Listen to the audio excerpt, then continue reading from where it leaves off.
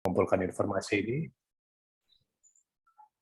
Panembahan Budo itu dari mana mungkin asalnya? Mungkin Mas Prabandar bisa menjelaskan secara singkat. Matur nuwun Mas Prabandar.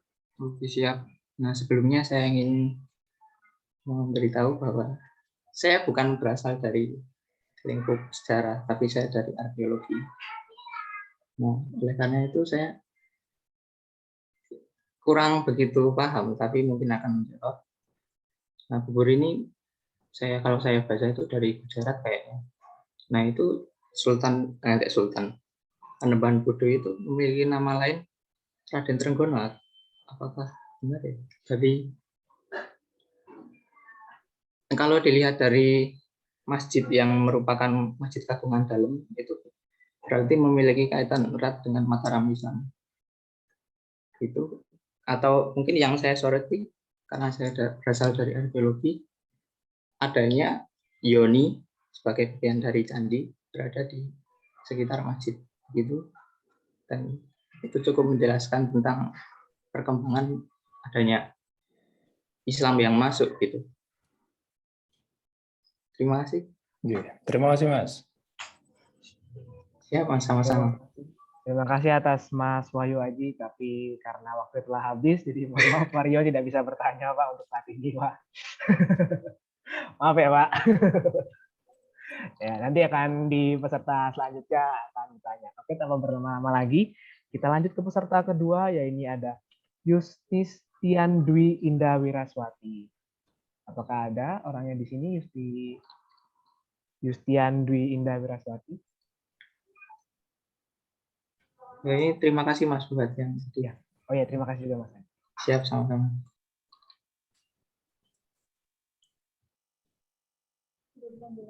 Ya, gimana? Ada kan di sini Yustian Dwi Indah Wiraswati? Sekali lagi.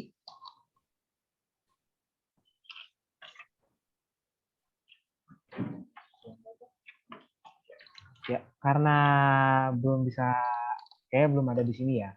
Jadi kita lanjut ke untuk selanjutnya. Ya, selanjutnya bisa presentasi atas Aska Al-Ghifari Zalian. Ada? Aska Al-Ghifari Zalian? Iya Pak, iya Kak, ini saya. Oke. Halo Mas Aska. Halo Kak. Ya. Ya, silakan Mas. Tapi diingatkan lagi untuk presentasinya 10 menit dan tanya jawab antara juri ada 5 menit ya, totalnya 15 menit ya. Silakan dimulai Aska.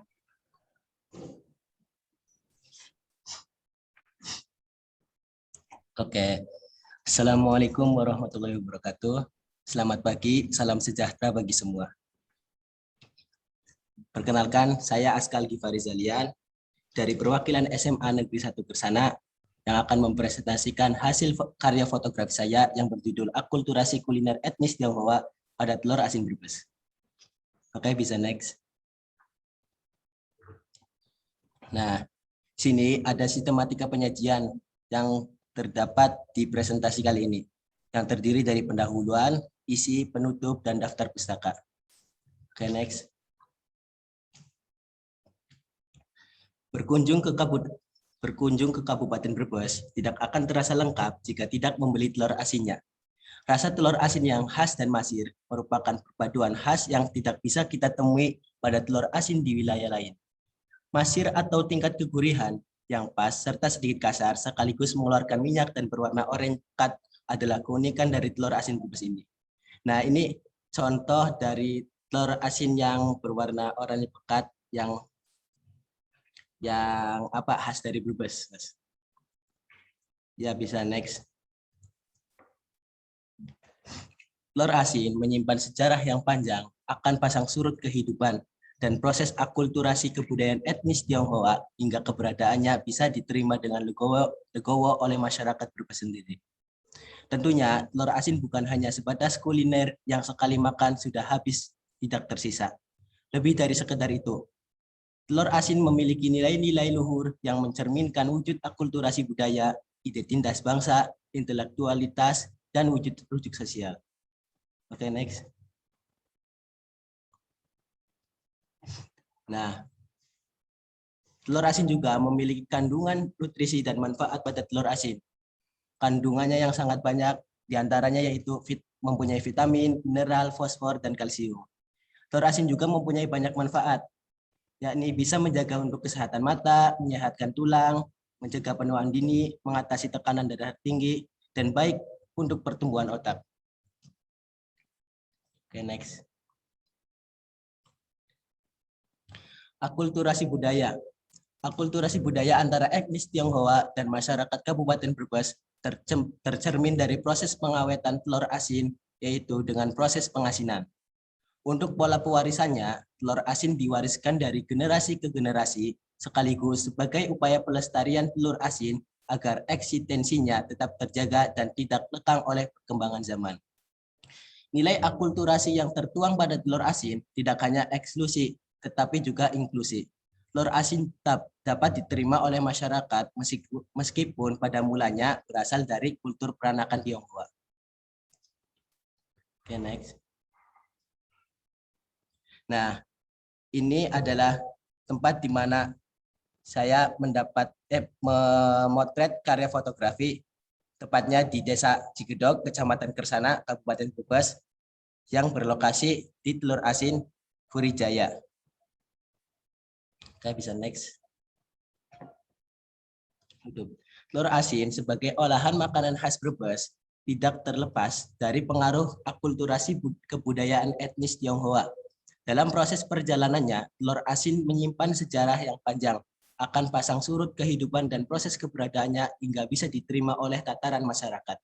Dengan segala keunikan, manfaat, juga peranannya yang besar, telur asin ditetapkan sebagai warisan budaya tak benda Indonesia dan menjadi diplomasi budaya bagi Kabupaten Brebes.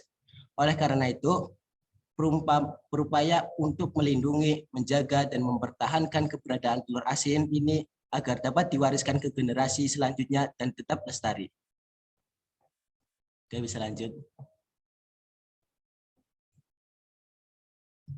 Nah, ini adalah daftar pusaka yang bisa menjadi rujukan dalam hasil presentasi fotografi kali ini. Cukup sekian, terima kasih. Wassalamualaikum warahmatullahi wabarakatuh.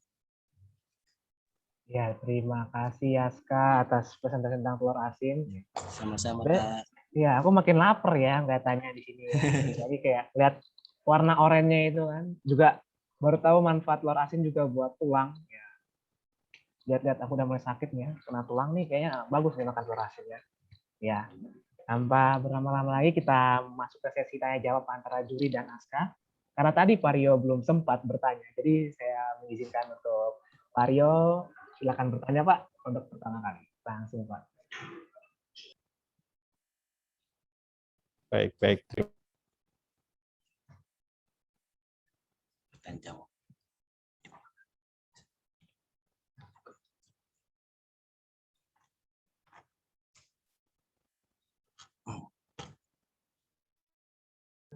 Pak, masih di mute, Pak. Mic-nya. Iya.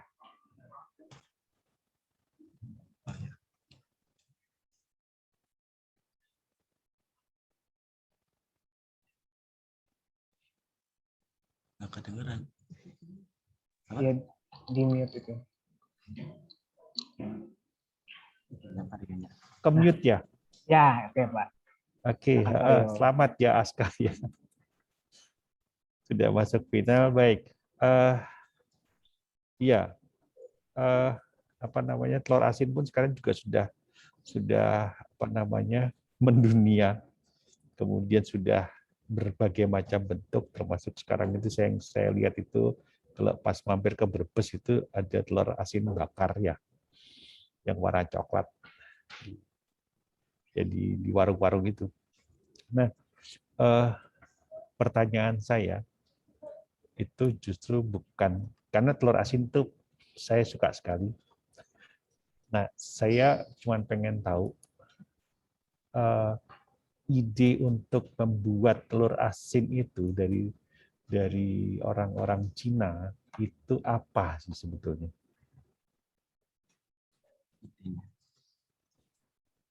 Nah, jadi kayak gini, Pak.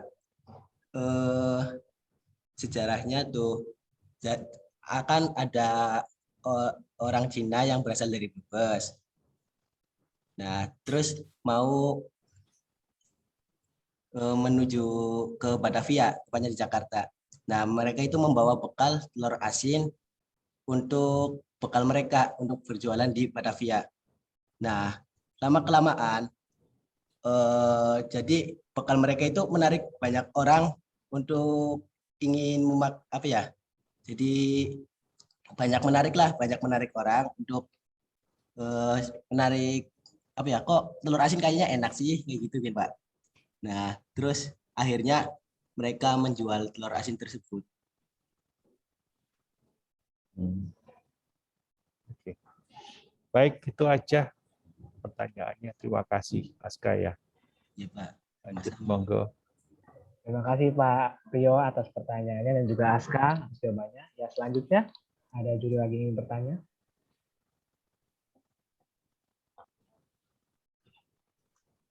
Saya boleh tanya?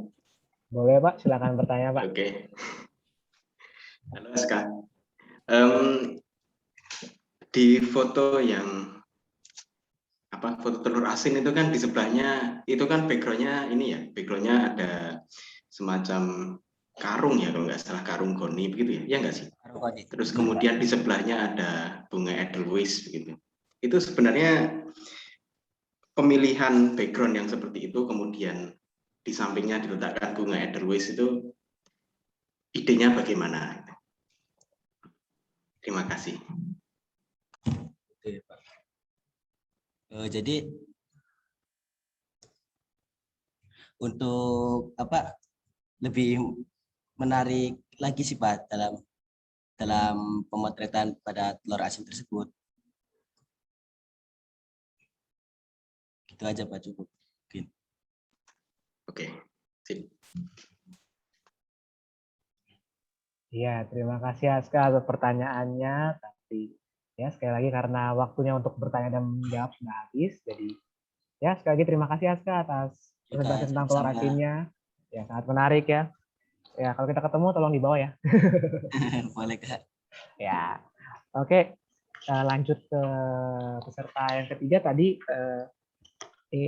Karena tadi Yustian Dwi Indah Wiraswati belum hadir, apakah sekarang sudah hadir? Yustian Dwi Indah Wiraswati.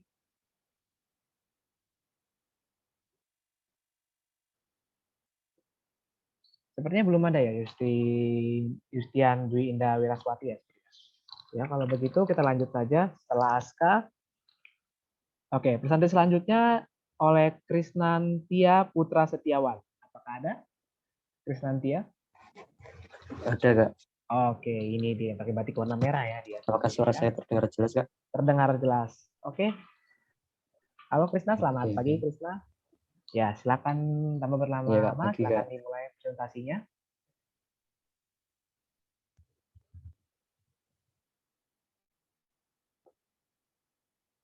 Baik Kak, terima kasih atas waktu dan kesempatan yang telah diberikan kepada saya.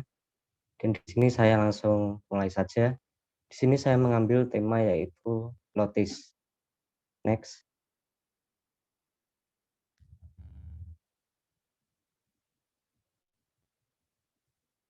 Di sini lotis adalah makanan khas dari Jawa Tengah yang terdiri atas buah-buahan yang diiris-iris agak besar.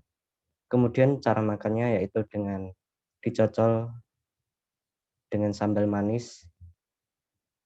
Dan lotis biasanya disajikan bersama sambal gula merah. Next.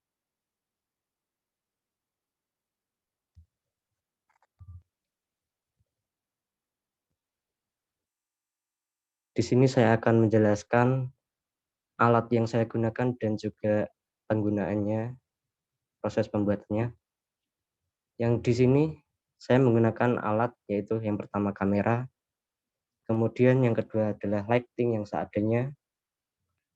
Nah, di sini saya menggunakan dua lighting yang sederhana, yaitu dari flash handphone dan juga menggunakan lampu akuarium yang saya lapisi dengan kresek bening atau putih. Dan kemudian yang tiga, saya menambahkan Photoshop karena di sini saya memotretnya yaitu pencahayaannya itu kurang tegas.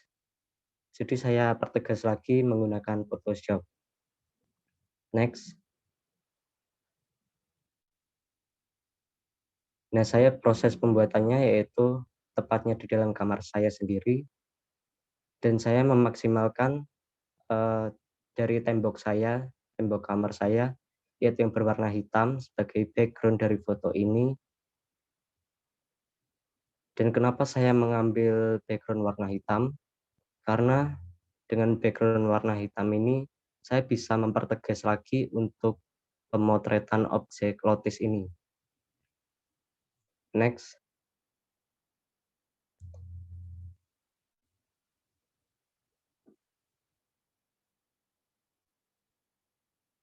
Bisa di next. Oke. Kenapa saya mengambil objek lotus sebelumnya, Kak? Maaf.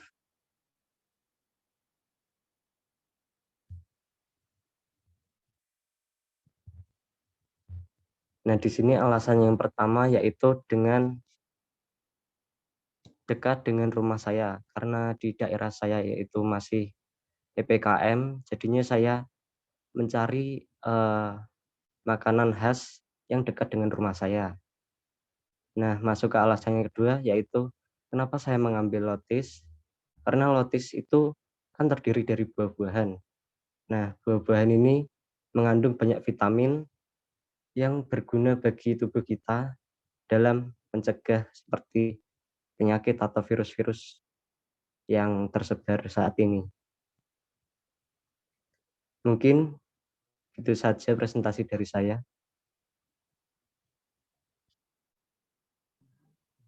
Ya, terima kasih Krisna.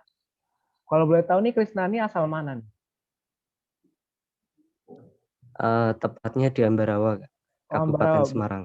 Berarti lotus ini semacam salad di Semarang kah? Karena kan buah-buah gitu kan tadi aku lihat. Cuma beda pakai sambal. Iya, hampir mirip seperti itu, tapi kalau salad ya. kan itu pakai mayones gitu kan, Kak. Ini pakai sambal ini berarti pedes ini ya.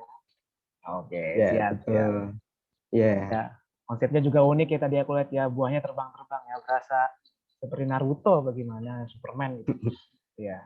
Ya, tanpa berlama lagi kita lanjut ke sesi tanya jawab antara para juri. Silakan antara Mas Gali atau Pak Rio dan Pak Aji, jika ada yang bertanya dipersilakan.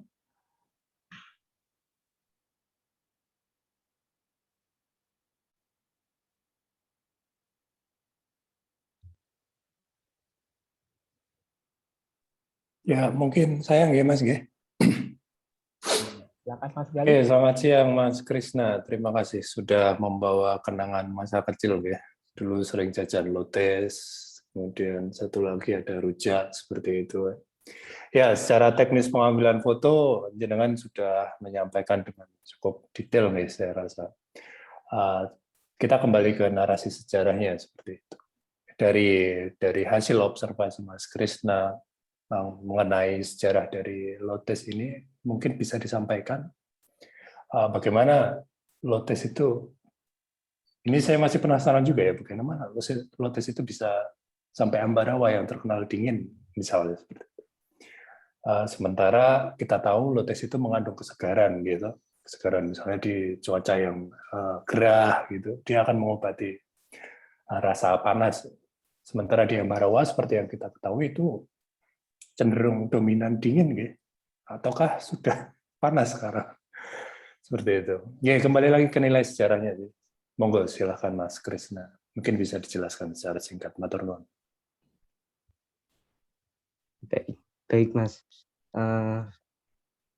Karena di Ambarawa waktu itu tuh masih musim panas, jadi itu panas banget. Jadinya dengan saya mengambil objek lotus itu mungkin cocok untuk saat itu. Nah, untuk sejarahnya sendiri itu kayak lotus ini cukup mirip dengan salad buah yang pada zaman Yunani kuno, dan pada saat di Amerika sudah digemari sejak tahun 1960. Nah, kemudian kayak masyarakat Indonesia, Nusantara tersendiri, terutama di Jawa Tengah, itu kayak menggabungkan antara salad dan sambal, kemudian bisa menjadi lotis. Itu mungkin. Terima kasih Mas Krisna.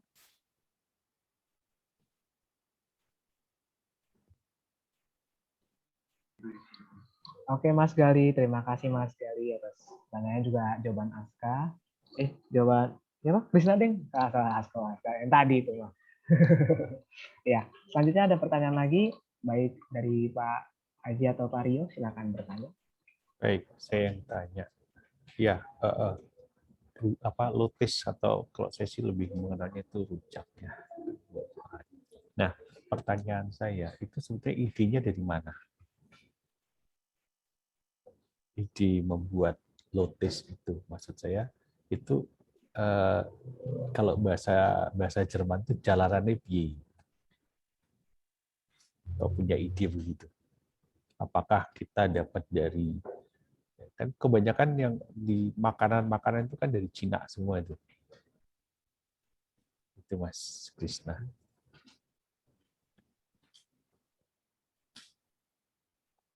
Baik Pak, saya jawab. Kenapa saya mengambil ide lotis? Karena saya berpikir kayak akhir-akhir ini kan kayak seluruh dunia itu kan mengalami pandemi kan. Jadi saya memikirkan objek lotis karena lotis itu kayak mempunyai vitamin-vitamin yang dikandung dari buah-buah tersebut untuk kayak memperkuat imun kita, terus memperkuat tubuh kita. Jadi saya mengambil inspirasi dari situ sih, Pak. Baik, enggak, maksud saya itu asal usulnya itu. Asal usulnya lotis itu. Sempat nggak kamu pelajari itu?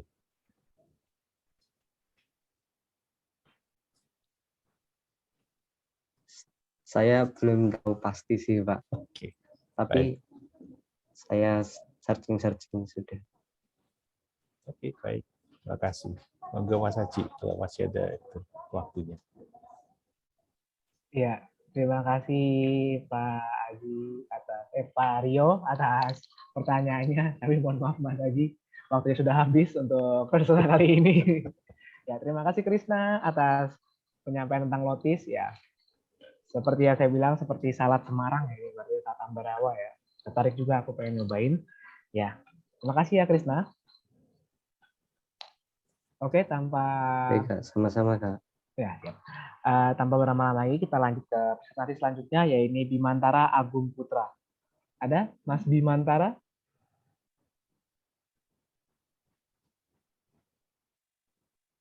Apakah ada Mas Bimantara? Nggak ada. Ini ada yang buka mic ini, yang membawa tapi kayak suaranya tidak terdengar.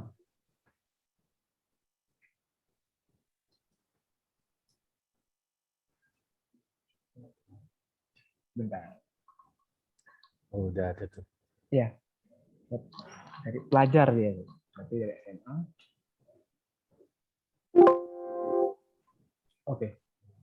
Halo Bima. Wah, suaranya Windows ya, bukan suara ini. Halo Bim. Bima. Ya, Bima sepertinya pusing ya, dari katanya dia panik ya, karena mic tidak bisa nyala tuh ya. Santai. Kita tunggu sebentar. Kalau bisa dicek dulu apa ada kendala atau gimana?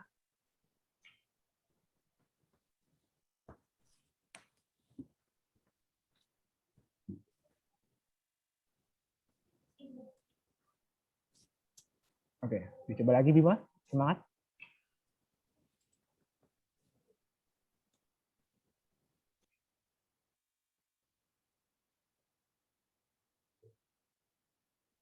Ya, oh hilang orangnya. Jadi tunggu sebentar, mungkin Bima sedang mengetik tentang permasalahannya dia terhadap mic-nya ya. Lagi gelut atau gimana mungkin, saya nggak tahu ya. Jadi, kita tunggu.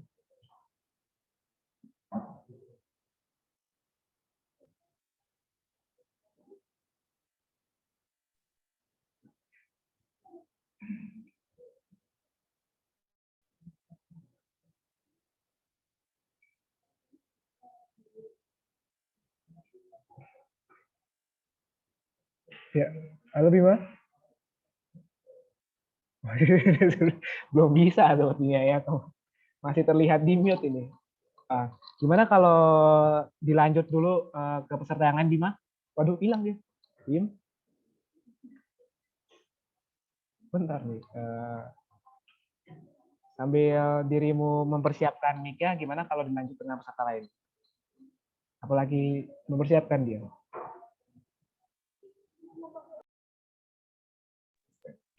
Wah, Halo Kak, apa kedengeran nggak? kedengeran. Ini kenapa pindah tempat? Ini kenapa? Iya Kak, komputer satunya rusak Kak. Jadi kalian ini satu Satu tim Kak. Satu tim. Oke, siap. Jadi bisa pindah-pindah ya. Oke. Iya. Ya. Oke. Oke Kak. Ya Bima, silakan tanpa berlama lagi, silakan melakukan presentasinya. Waktunya 10 menit ya Bima. Ya, Silakan Kak. dimulai.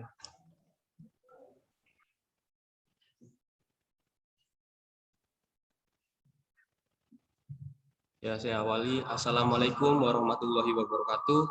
Selamat pagi, salam sejahtera untuk kita semua.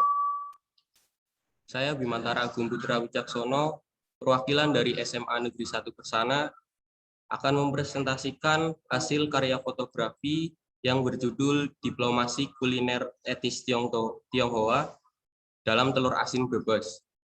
Next, Kak. Telur asin merupakan makanan khas Brebes yang memiliki keistimewaan dan tingkat keasinan yang pas dan menghasilkan kuning telur yang masir. Telur asin merupakan hasil diplomasi budaya antara etnis Tionghoa dengan penduduk lokal, yang pada awalnya telur asin hanya untuk persembahyangan. Telur asin sebagai wujud pangan dari pengaruh etnis Tionghoa, di mana teknologi pangan dan pengetahuan lokal jenius masyarakat dalam pengolahan makanan. Next, Kak. Telur asin mengandung historis, nilai-nilai, filosofi, dan keterampilan tradisional. Telur asin sebagai penopang perekonomian masa revolusi 1965. Merupakan titik awal komersialisasi telur asin ke masyarakat umum. Alasannya yaitu pada tahun 65 terjadi gejolak politik yang mengharuskan para peranakan Tionghoa memasarkan telur asin ini untuk memenuhi kebutuhan hidupnya. Telur asin ditetapkan sebagai warisan budaya tak benda Indonesia pada tanggal 6 hingga 9 Oktober 2020 oleh Kemendikbud. Next, Kak. Ya, perkembangan telur asin yang pada awalnya menggunakan besek, kemudian hingga saat ini berkembang menjadi kardus, bahan yang lebih ekonomis. Ya. Contohnya seperti ini ya, Kak. Kelihatan ya? Next, Kak. Seperti ini. Ya, oke. Tertutup dengan ini ya. Iya. Lanjut. Next, Kak. Pengolahan telur asin yang awalnya hanya direbus, sekarang berkembang. Jadi ada yang dibakar, di oven, dan dipanggang. Next, Kak. Ini tempat saya memotret untuk fotografi ini, Kak. Ada di toko telur asin Purijaya, tepatnya di Desa Cigedog, Kecamatan Kersana, Kabupaten Brebes. Next. Bahan-bahan pembuatan telur asin, diantaranya yaitu telur bebek, garam, abu gosok, dan bubuk bata merah. Untuk proses pembuatannya, pertama membuat adonan dan mencampurkan bahan-bahan, yaitu abu gosok, bubuk bata merah, dan garam, dengan perbandingan 1:1:1, yang kemudian dilanjutkan proses pelumuran dan pengasinan 7 hingga 14 hari, dengan harapan telur asin mengeluarkan kuning telur yang masir dan rasa asin yang pas. Next, Kak.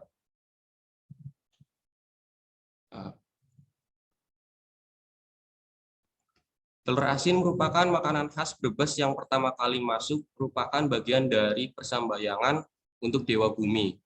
Telur asin menjadi diplomasi budaya antara etnis Tionghoa dan masyarakat Brebes. Telur asin menjadi produk kuliner serta ditetapkan sebagai warisan budaya tak benda. Hilang ya? PPT-nya hilang nggak?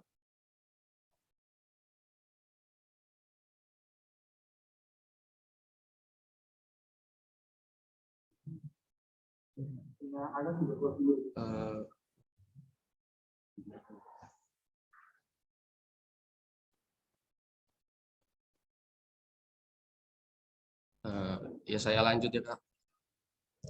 Telur asin menjadi produk kuliner serta ditetapkan sebagai warisan budaya tak benda Indonesia pada tanggal 6 hingga 9 Oktober 2020 oleh Kemendikbud. Proses pengawetannya dengan cara direbus, dibakar, di oven, dan dipanggang. Bahan-bahan pembuatan telur asin terdiri dari telur bebek, abu gosok, dan bubuk bata merah. Next, Kak.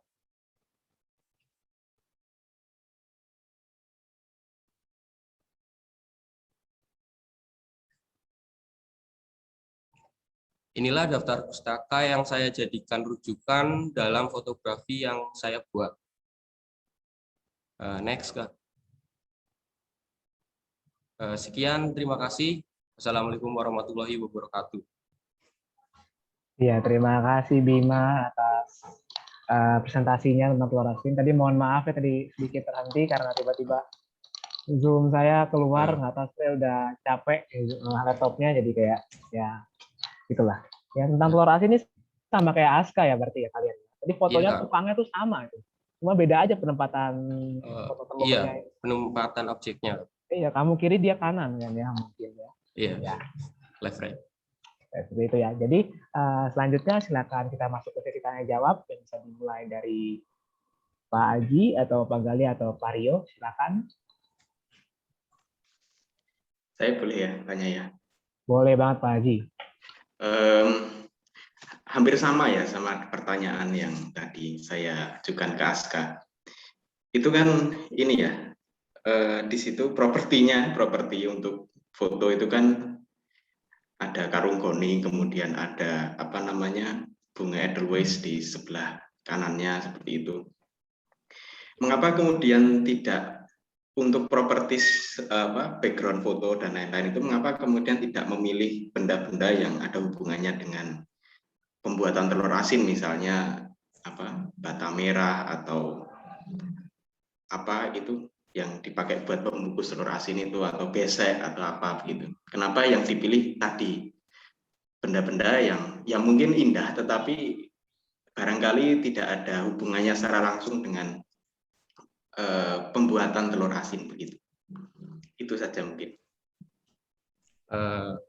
Terima kasih Pak atas pertanyaannya. Jadi kita lebih gimana ya Pak? Untuk mempercantik ya, utamanya, dan di kanan itu sebenarnya ada Pak untuk tempat telur asin dari bahan semen. Kalau Bapak lihat di foto saya di kanan itu ada salah satunya, dan ada yang namanya seperti itu kotak gitu ya Pak, kotak dengan menggunakan kayu, itu salah satu tempat untuk telur asin sebelum untuk proses. Jadi sebelum diproses itu telur asin yang masih belum matang, telur bebek itu ditaruh di situ, Pak. Begitu. Jadi untuk sebagai pemanis.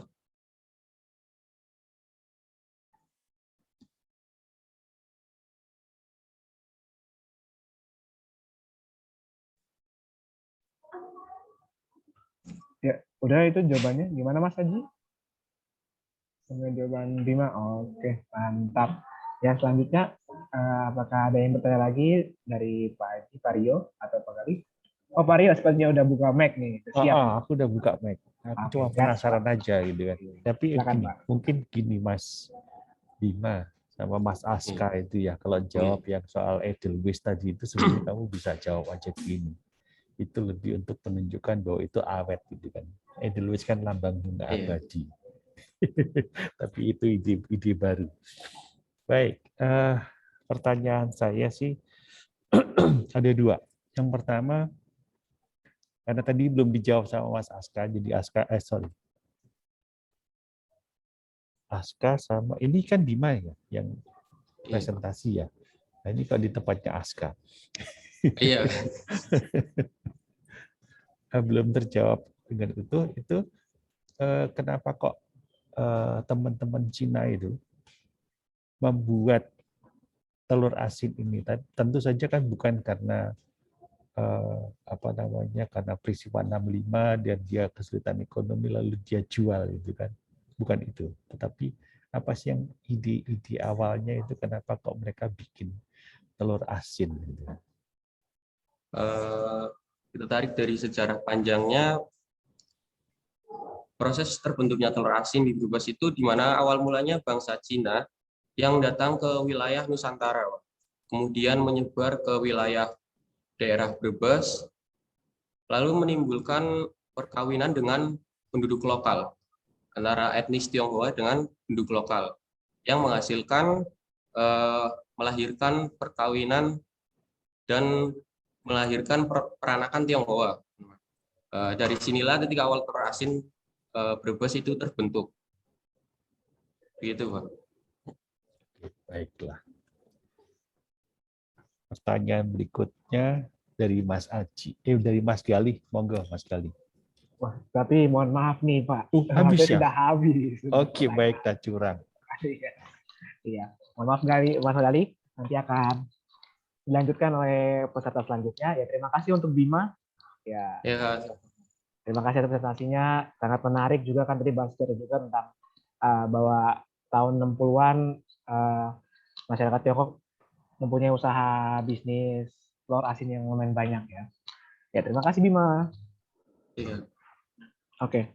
Selanjutnya kita lanjut ke presentasi Naili Zahrotun Arifah. Apakah ada?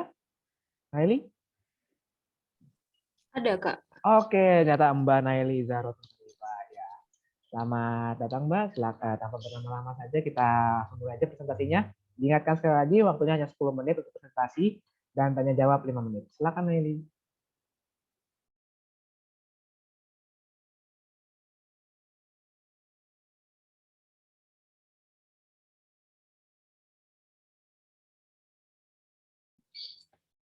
Baik, sebelumnya Bismillahirrahmanirrahim. Assalamualaikum warahmatullahi wabarakatuh. Perkenalkan, nama saya Nelly Zahrotun Arifah dari Universitas Negeri Semarang. Di sini saya akan mempresentasikan tentang makanan khas daerah saya, yaitu dari Kabupaten Pati, yang bernama Sego Gandul. Next.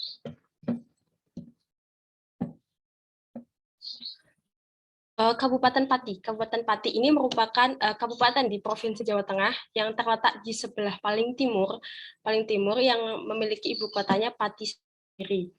Kabupaten ini terkenal dengan semboyan Pati Bumi Minatani. Next.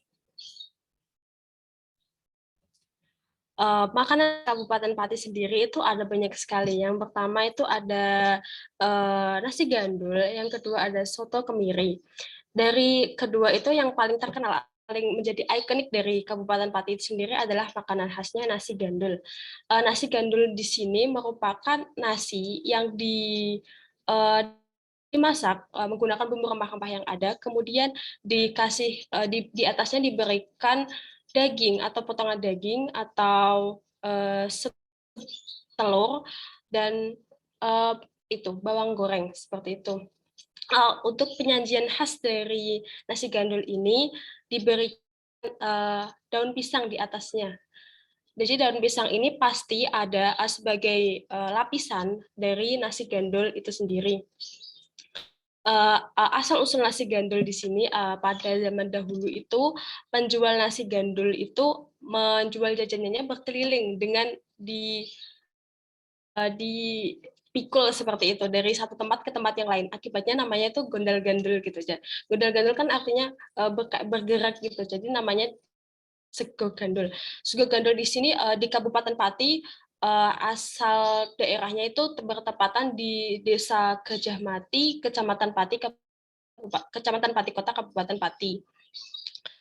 Untuk nasi gandul di sini di Pati sendiri itu sangat terjual banyak sekali, mulai dari di sepanjang jalan, terutama di sepanjang Jalan Pantura. Jadi nanti buat kawan-kawan atau teman-teman yang berkunjung ke daerah Pati, jangan lupa untuk mencoba nasi gandul khas Pati ini.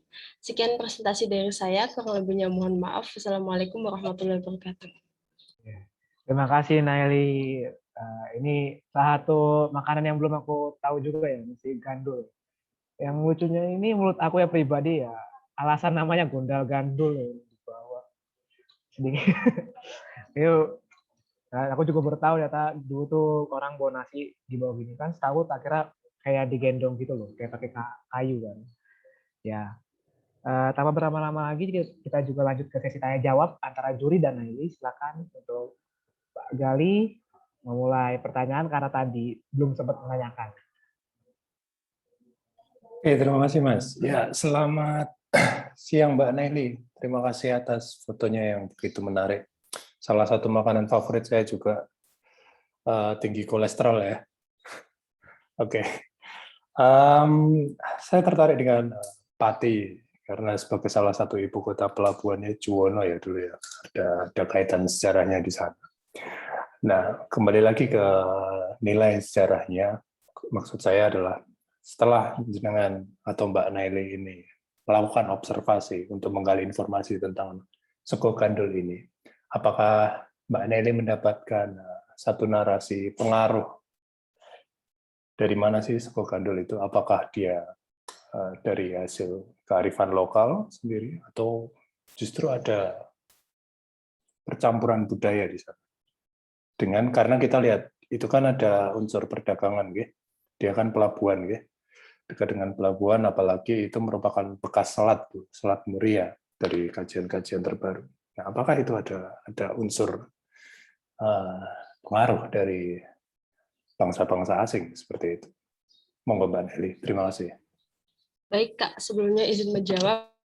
Dari sepengetahuan saya tentang asal-usul Kadipaten Pati yang biasa disebut dengan Babat Pati sendiri ya, itu yang saya baca itu sego gandul itu merupakan kearifan lokal yang ada. Jadi kearifan lokal dari terutama di Desa Gajah Mati itu sendiri yang kebanyakan penduduknya itu bekerja sebagai penjual nasi seperti itu. Nah, untuk ciri khas dari nasi gandul di sini kenapa? Tadi kan sudah saya sebutkan kenapa disebut nasi gandul, karena para pedagangnya itu memikul di sebuah tempat nasi itu dari satu tempat ke tempat yang lain. Jadi namanya itu sego gandul itu sendiri. Untuk perkembangannya percampuran antara budaya yang terutama karena Pati merupakan pesisir ya. Jadi itu saya belum menemukan sejarahnya seperti itu. Jadi yang saya temukan itu sego gandul merupakan makanan khas terutama dari Desa Gajah Mati itu sendiri yang merupakan kearifan lokal masyarakatnya seperti itu. Ya, terima kasih Mbak Naili. Ya, terima kasih Mas Adi Mas Gali atas pertanyaannya dan juga jawaban. Kenapa? Sebenarnya belum di-mute ya. Oke, kembali ke topik lagi ya. Ya, karena nasi gondal-gandul itu karena penjualnya bawanya gondal-gandul, tapi nggak tahu juga nasi balap bawanya pembalap, juga aku nggak tahu ya. Selanjutnya bisa untuk lanjut ke pertanyaan, apakah Pak Rio dengan background-nya sudah siap atau Mas Aji nih yang ingin bertanya? Silakan. Karena Mas Haji itu sudah dari Pati, jadi nggak usah nanya. Oh, nggak usah nanya berarti ya, karena udah tahu mungkin ya Mas Aji ya. Baik, daripada nanti si Naili itu agak keriting-keriting kalau tanyain sama Mas Haji. Ya, Mbak Naili, salam buat Mas Wasino ya. Kamu dari UNES kan? Jadi salam untuk Mas Wasino. Atau ya mungkin kamu manggilnya Prof. Wasino. Baik, pertanyaan saya gini. Sambil kasih tahu, sebenarnya nasi gandul itu bukan karena dibawa gondal-gandul, tapi karena rasanya yang gandul. Jadi kalau di Jawa Tengah, di Jogja itu ada yang namanya nasi yang segala macam dicampur ketika orang berakhir di akhir-akhir punya kegiatan besar, lalu dia dicampur. Lalu dia karena rasanya ya itu kan gandul banget itu. Lodeh bukan, kemudian gulai juga bukan gitu kan, lalu manis juga. Nah, pertanyaannya itu untuk Naili soal nasi gandul ini, itu terus terang saja, saya kenal nasi gandul tahun 93. Kamu udah lahir atau belum, saya juga nggak tahu. 93, jadi waktu itu mantan pacar saya KKN-nya di sana, jadi saya pergi ke sana untuk melihat ya, KKN. Lalu saya kenal lah dengan nasi gandul itu pertama kali. Idenya sebetulnya seperti apa sih, Mbak Naili? Kok Mbak Naili kepikiran untuk mengangkat nasi gandulnya ini daripada yang tadi, yang satunya saya tadi lupa namanya. Itu. Terima kasih. Terima kasih Pak. Sebelumnya izin menjawab kenapa saya lebih memilih nasi gandul daripada soto kemiri tadi ya Pak. Karena nasi gandul ini dianggap lebih ikonik dengan Pati gitu. Seperti di beberapa seperti di berita gitu loh. Itu tuh banyak mereka yang mengunjungi Pati itu pasti akan mencoba yang namanya nasi gandul ini. Jadi nasi gandul ini menurut saya lebih ikonik dengan Pati daripada soto kemiri itu sendiri. Seperti itu. Oke, baik. Monggo Mas Haji, kalau masih ada waktu. Lokal youth ini, lokal youth. Tapi sebenarnya belum, waktunya kurang ya Pak. Maaf, mohon maaf banget ya Mas Aji. Kan Mas Aji juga kata Pak Rio dari Pati ya Mas ya. Berarti sebenarnya udah, dan juga biar Nelly tidak pusing sehingga hampir lupa unmute ya, mute mic-nya, jadi sedikit terdengar tadi. Enggak apa Nelly, kalem. Ya. Terima kasih Nelly atas presentasinya dan juga Pak Rio atas pertanyaannya, sedikit curhat tentang mantan pacarnya ya. Mantap Pak. Ya. Intinya terima kasih Nelly, sangat tertarik juga aku soal nasi gandul ini. Karena menurutku sangat, dari tampilannya udah enak gitu kan. Pengundang kolesterol darah tinggi gitu kan. Santannya itu loh, wah enak sih. Yang paling habis makan ya. Ya terima kasih. Tanpa berlama lagi kita lanjut lagi ke peserta selanjutnya. Peserta selanjutnya ada Gaisani Nadila Adani. Apakah ini ada? Ya, ada. Ada? Ada, ya. Oh iya ada suaranya. Sorry, agak kecil, maaf. Ya, halo Gani, hai Gaisani. Ya. Lama-lama silakan presentasi. Diingatkan lagi pesertanya 10 menit dan saya jawab 5 menit. Silakan. Oke.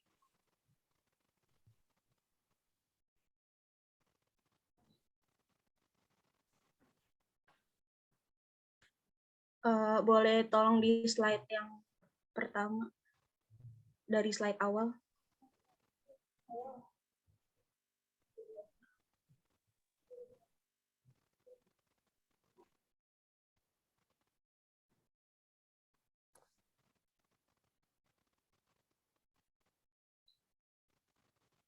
Oke. Assalamualaikum warahmatullahi wabarakatuh. Shalom, Om Swastiastu, Namo Buddhaya, salam kebajikan. Selamat pagi semuanya. Perkenalkan nama saya Gaisani Nadila Adani. Saya berasal dari Jakarta dan saat ini berstatus mahasiswa di Universitas Indonesia. Pada kesempatan kali ini, saya akan mempresentasikan mengenai karya yang saya buat yang berjudul Pempek 1000 Latar. Sesuai dengan tema besar Perlombaan History Fest USD 2021, yaitu perkembangan makanan khas daerah. Oke, next.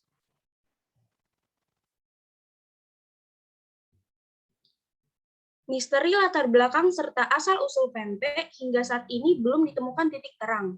Berbagai sumber memaparkan pernyataan dan penjelasan serta bukti terkait asal-muasal pempek.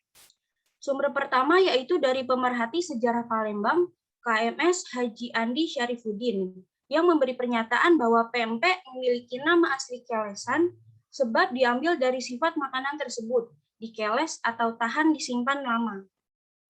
Next. Menurut Andi, pempek yang mulanya dibuat oleh orang asli Palembang pada zaman kolonial diberikan kepada orang Tionghoa yang pada saat itu berada di Palembang untuk segera dipasarkan kepada masyarakat. Masyarakat percaya bahwa orang Tionghoa pintar berdagang. Next. Ya. Sumber lainnya menyebutkan bahwa pempek telah ada di Palembang sejak masuknya Tionghoa ke Palembang pada sekitar abad ke-16. Menurut sejarah dan tradisi yang beredar, pempek diyakini berasal dari sebutan ape atau pek-pek, yakni sebutan paman atau lelaki tua Tionghoa. Berdasarkan cerita rakyat lokal, pempek ditemukan oleh seorang ape yang tinggal di daerah perakitan atau tepi Sungai Musi. Beliau tidak melihat perkembangan makanan setempat, walaupun hasil tangkapan ikan di sungai sangat melimpah. Dengan sikap kreatif dan inovatif yang dimiliki, beliau mencampur daging ikan giling dengan tepung tapioka, sehingga menjadi makanan baru. Makanan baru tersebut dijajakan oleh para ape keliling kota. Oleh karena penjualnya dipanggil PAP, konsumen akhirnya menamakan makanan tersebut pempek. Next. Namun, ada argumen mengenai sejarah ini. Diketahui bahwa bahan dasar pempek, yaitu tepung tapioka, belum ditemukan pada zaman tersebut. Akhirnya ditarik kesimpulan bahwa pempek merupakan adaptasi dari makanan olahan ikan Tionghoa, seperti bakso ikan, kikian, atau ngoh hiang. Next.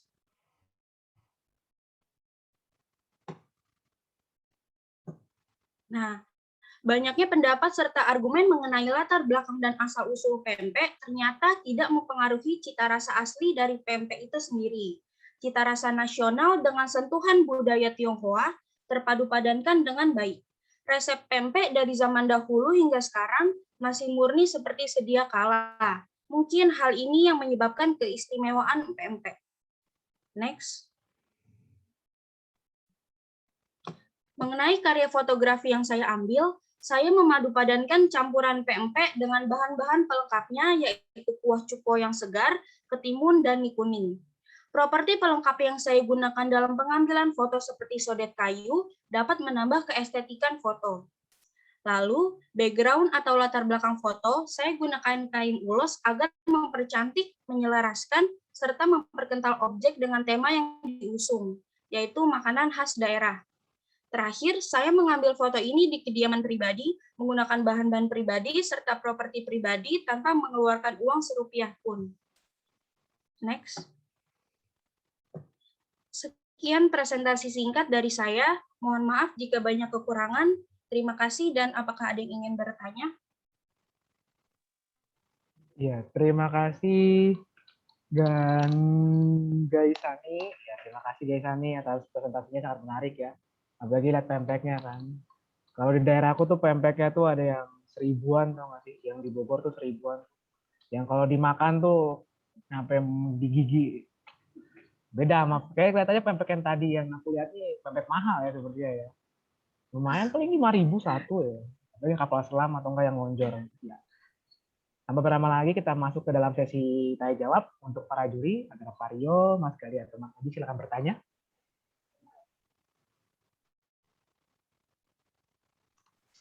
Saya ingin tanya ya.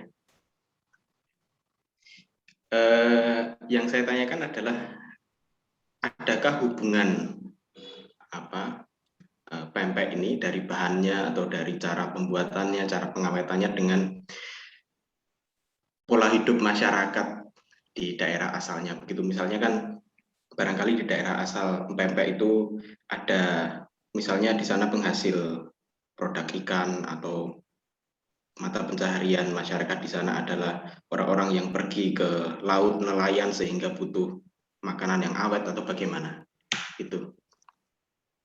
Iya.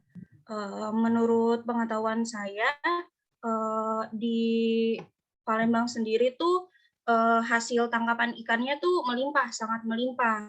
Nah, seperti yang saya sebutkan tadi, para APE itu tidak melihat perkembangan nih. Harusnya dengan ikan sumber daya ikan yang begitu banyak, harusnya banyak makanan baru yang bisa dibuat gitu. Nah,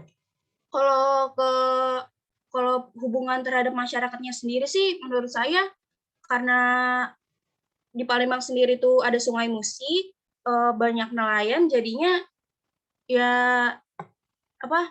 makanan khasnya itu tuh jadinya dari Sungai Musi tersebut. Jadi masyarakat di sana selalu selalu bergantung pada pempek tersebut karena udah mendunia juga dan rasanya enak gitu.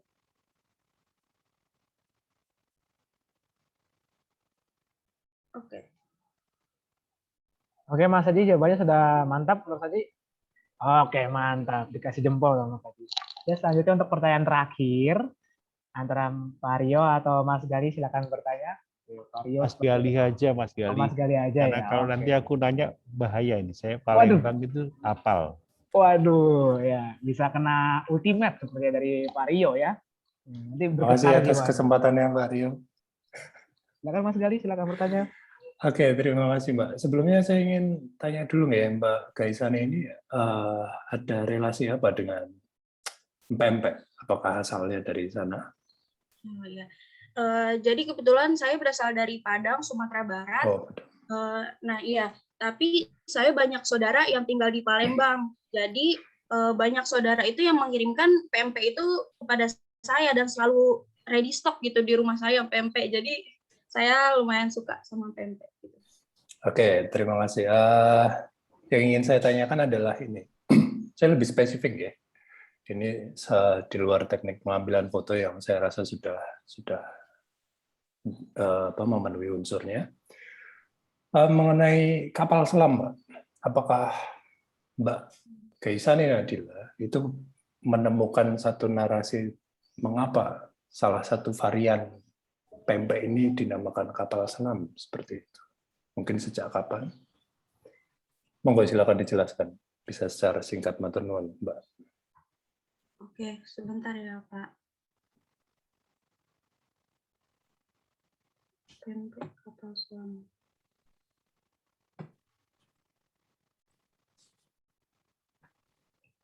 Mungkin saya tidak tahu banyak, tapi sedikit yang saya ketahui dinamakan pempek kapal selam itu karena ada sejarawan Palembang yang melihat bahwa pempek ini tuh sebelum dimakan kapal selam itu tuh bentuknya sangat besar ya. Jadi dia terinspirasi dari sana seperti itu.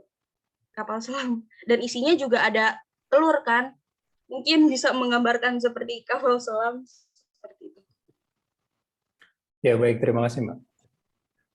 Terima kasih. Aku pun nggak bisa jawab itu. Iya sih, benar sih. Ya. Gimana Mas Haji udah? Mas Gali gimana Mas? Oke, sudah mantap. Iya, terima kasih untuk Mbak Gaisani Nadia Andani atas presentasinya ya. Karena mungkin dirimu restock pempek terus ya bisa kali bagi-bagi gitu. Kan lumayan. Ya nggak Pak Rio? Cocok itu. Ya, terima kasih Mbak Gaisani. Oke, tanpa berlama lagi lanjut untuk presentasi selanjutnya. Untuk Frilasia Aisoleha, apakah ada? Halo Kak. Halo Frilasia Aisoleha. Oh ya, ada Mbak Frilasia Aisoleha. Ya, silakan presentasi untuk diingatkan lagi sekali lagi buat presentasi 10 menit dan tanya jawab antara juri 5 menit. Silakan dimulai. Baik, terima kasih. Oke. Selamat pagi menjelang siang ya semuanya. Assalamualaikum warahmatullahi wabarakatuh. Shalom, Om Swastiastu, Namo Buddhaya, Salam Kebajikan. Yang terhormat untuk Bapak Dewan Juri, Pak Silverio, Pak Aji, dan Pak Galih. Di sini saya izin untuk mempresentasikan karya yang sudah saya ajukan untuk perlombaan History Fest 2021. Oke, mungkin bisa di next.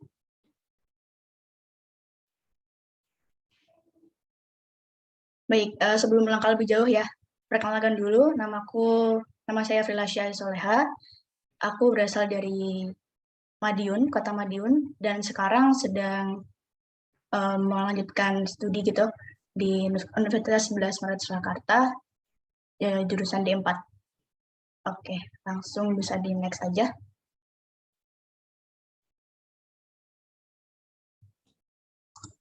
Oke, sebelum masuk ke karya ya, di sini aku ingin menjabarkan lagi tema yang diambil atau diriliskan oleh teman-teman di History Fest, yaitu perkembangan makanan khas daerah. Dan untuk dua karya saya nanti yang saya jabarkan di bawah itu lebih bisa dicondongkan ke pengaruh daripada makanan khas daerah yang saya ambil atau saya tayangkan begitu terhadap masyarakat dalam kehidupan sehari-harinya.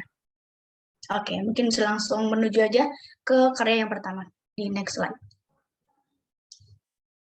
Foto yang pertama tertera di layar masing-masing untuk karya saya yang pertama, foto yang pertama, yaitu dengan judul Mata Pencaharian Berkat Resep Sate Ayam Turun-Temurun. Mungkin dengan mendengar sate ayam, mungkin bisa langsung klik yang ada di Ponorogo. Mungkin di sini ada teman-teman atau bapak yang berasal dari kota Ponorogo, atau mungkin pernah singgah di kota Ponorogo, atau mungkin punya saudara ya di sana. Lokasinya di sini saya ambil live location langsung. Saya memang salah satu pelaku kuliner juga yang ada di sana, walaupun saya asli Madiun, tapi dengan jarak tempuh yang tidak terlalu lama begitu. Jadi saya sering untuk berkunjung ke Ponorogo, salah satunya membeli dengan sate ayam. Lokasinya ada di Sate Ayam Ngeplus Ponorogo, dan foto ini saya develop menggunakan Adobe Lightroom. Oke, mungkin bisa di next. Ya, Ponorogo itu punya satu makanan khas sate ayam ini ya. Mungkin banyak, tapi yang paling kuat menurut saya adalah sate ayam ini yang mungkin sudah diketahui oleh masyarakat di luar Ponorogo juga. Dan tempat untuk mengambil foto sudah saya mention di awal tadi. Dan dirintis oleh Haji Tukri Sobikun ya, mungkin yang sekarang penjual yang paling tua. Tapi sebelum Haji Tukri ini banyak sekali pelaku sejarah sebelumnya yang turut untuk mengembangkan bahkan merintis kuliner ini hingga sekarang sudah ada di beberapa kota, mungkin hingga Malang. Di kota saya juga ada kota Madiun sendiri, mungkin di Solo juga ada, saya juga pernah lihat karena saya kuliah di sana. Dan banyak sekali, mungkin bisa saya mention satu-satu, mungkin yang sate yang pertama kali untuk menjualkan sate ini, terus juga diturunkan lagi ke Mbah Surosmin yang mana Mbah Buyut dari Haji Tukri Sobikun ini. Terus Mbah Sobikun yang merupakan bapak dari Haji Tukrinya sendiri, dan Haji Tukri yang sekarang menjadi brand ataupun nama dari sate ayamnya yang mungkin teman-teman tahu di Ponorogo. Tempatnya ada di rumah beliau sendiri, dan sekarang sudah beralih ke anak yang kedua dari Bapak Haji Tukri, yaitu Ibu Emi Listiani. Oke, mungkin bisa langsung di next ya, kita ke karya yang kedua. Karya yang kedua ini aku masih mengangkat tentang sate juga, ingin menggambarkan mungkin lebih detail dari gambaran dari sate yang Ponorogo itu sendiri, karena memang bisa terlihat berbeda karena dia berukuran lebih besar untuk potongan-potongan sate ayamnya. Dengan judul Kelezatan Sate Ayam Ponorogo Berhasil Menaikkan Minat Pembeli. Ya, di sini aku bisa menyambungkan memang ada relasi di situ, bagaimana menaikkan minat pembeli sehingga sekarang banyak sekali masyarakat di sekitar sana yang beralih atau memang beralih mata pencaharian sebagai penjual sate ayam. Pada foto ini juga Galpas masih saya live location dengan foto yang pertama, yaitu di tempatnya ada di Sate Ayam Ngeplus Ponorogo, dan saya develop juga melalui Adobe Lightroom. Dan mungkin bisa dilihat untuk narasinya, untuk ceritanya. Ya, mungkin teman-teman udah pernah atau Bapak yang udah pernah ke Ponorogo ini mencium ya, mungkin udah lewat di situ dan aromanya sangat khas sekali. Saya berkali-kali situ masih tetap menggugah selera begitu. Dan untuk bumbu yang dipakai juga nih, ada sate ayam tuh masih sangat oriental, saya menurut saya masih sesuai dengan apa yang diajarkan oleh pelaku sejarah pada zaman dahulu, yaitu memang ada gula Jawa di situ, lebih legit rasanya seperti itu. Mungkin nanti suatu saat bisa mampir teman-teman semuanya. Dan ini yang aku bilang, bagaimana karyaku ini bisa bercondong ke bagaimana pengaruh dari sate ayam ini kepada masyarakatnya. Memang masyarakat yang tergambar pada karya satu ini dan karya dua, ini memang banyak sekali yang menjual atau memang berbisnis dalam hal sate ayam khususnya, karena di sepanjang Kabupaten Ponorogo ini banyak sekali penjual sate ayam yang semuanya juga enak. Karena di lokasi aku yang saya jepret ini sendiri, sekitar 10 penjual sate ayam ada di bagian depan dan juga bagian belakang, selasar yang belakang, seperti itu. Oke, mungkin next habis ya sepertinya ya. Oh iya, oke. Mungkin sekian presentasi yang dapat saya sampaikan. Mungkin jika ada pertanyaan dari Bapak Dewan Juri dipersilahkan. Sebelumnya terima kasih atas waktunya. Wassalamualaikum warahmatullahi wabarakatuh. Ya, terima kasih Prilasya Ais atas presentasi tentang sate ya. Ini aku belum pernah nyoba itu sate itu. Ya, cuma tahunya sate Madura, terus sate apa? Sate Klatak, sate Marangi, sate Padang. Cuma tahu itu dalam ini baru gitu buat aku. Dan apalagi kayak fotonya itu loh, pas pas kipas. Enak sih kayaknya sih. Ya nanti lah kapan-kapan aku coba. Ya, silakan untuk para juri. Boleh cobain. Ya. Silakan para juri di sesi bertanyanya. Dari siapa? Pak Rio kah? Pak Gali atau Pak Haji? Tentang sate nih.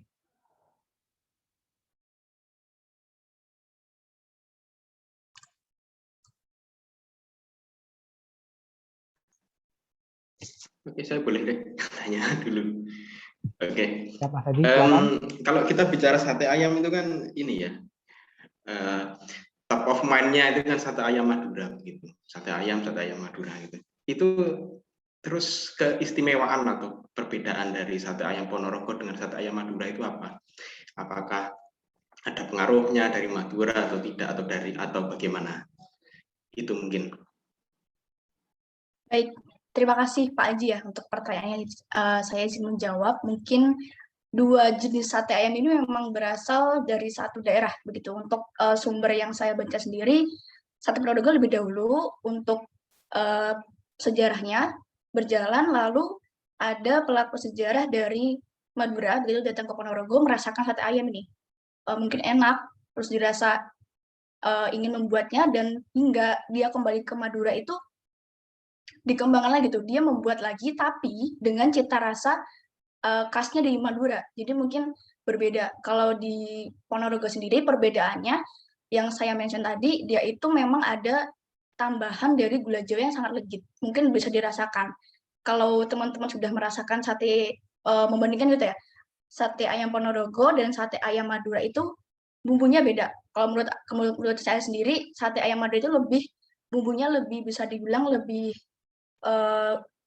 nggak kental, tapi kalau yang Ponorogo lebih kental dan lebih legit juga, lebih manis untuk cita rasanya sendiri. Karena memang saya tahu, karena memang ya itu tadi, saya pelaku kuliner juga yang salah satu menyukai sate yang Ponorogo sendiri. Begitu Bapak mungkin untuk jawabannya. Oke. Ya, gimana Mas Haji? Sudah puas? Oh iya, sedikit lagi dalam produksi foto ini Mbak Prilasya sampai wawancara dengan objek yang difoto untuk menggali informasi, atau bagaimana metodenya untuk menggali informasi tadi? Ya, baik Bapak. Untuk informasi yang saya jadikan dalam perlombaan kali ini, saya bermurni dari penyajian daftar pustaka saja. Mungkin saya riset dari penelitian juga, saya emang beberapa ada penelitian dari mahasiswa juga yang mungkin mengangkat tema sate ayam dan juga artikel-artikel lain yang saya dapatkan. Begitu Pak, itu bukan dari wawancara. Saya kesannya cuman berkunjung pure untuk pelaku kuliner saja dan mungkin ya menarik untuk difoto untuk begitu karena unik gitu. Ada gerobak satenya unik dan juga tempat lain juga saya rasa ini ikonik banget dari Ponorogo yang saya jepret. Gitu Bapak. Ya, Mas Iji sudah mantap sepertinya ya Mas ya. Oke, dilanjutkan untuk pertanyaan terakhir. Vario kah atau Mas Gali? Silakan bertanya. Oke, baik. Ya, Vario, Terima silakan kasih. Vario. Sate, gitu ya, sate. Coba kamu sekali ke ini Ais, ke mana namanya, ke Blora. Di situ juga ada sate ayam dan agak berbeda cara makannya itu. Cara menghitung apa yang kita makan juga berbeda. Itu saya itu kemana-mana makannya ya sate ayam ini ya. Nemu sate ayam pasti saya cari makan gitu kan. Oke, baik. Pertanyaan saya begini. Apa namanya? Kenapa kok kamu mengambil objek ini gitu kan? Bukan objek yang lain. Jadi kalau misalnya kalau harus kamu dari memang aslinya Ponorogo? Saya dari Madiun, Bapak. Dari Madiun. Kenapa nggak ngambil objek Madiun gitu kan? Misalnya objek Madiun itu kan makanan khasnya Madiun itu kan brem. Betul. Tuh, gitu kan, brem. Ya kalau minumannya tuak. Betul, nah, tapi Bapak. apa namanya itu daripada kenapa kok nggak ngambil yang di Madiun aja gitu kan, daripada kamu Madiun Ponorogo kan agak lumayan jauh. Lalu apalagi kamu kuliah di UNS gitu kan. Baik, itu aja pertanyaan saya. Terima kasih. Baik, Bapak Arya, terima kasih untuk pertanyaannya yang saya menjawab. Kenapa saya memilih objek dari sate ayam Ponorogo sendiri? Karena sejujurnya untuk makanan khas Madiun sendiri saya malah tidak sering untuk mengkonsumsi gitu. Jadi mungkin lebih kedekatan secara apa ya? Bisa dibilang bisa kedekatan emosional juga karena saya bisa terbilang sering sekali ke Ponorogo untuk menikmati sate ayam ini. Jadi mungkin saya merasa oke lah saya mengangkat makanan khas dari daerah lain yang mungkin masih dekat atau mungkin satu karsidenian juga dengan kota Madiun yang bisa saya angkat dan bahkan mungkin saya sudah mengerti sejarahnya daripada dari makanan khas kota Madiun sendiri karena memang yang saya ketahui memang lebih banyak dari kota Ponorogo termasuk sate ayam sendiri. Begitu Bapak untuk jawabannya. Oke, baiklah. Terima kasih. Siap, sama-sama Pak.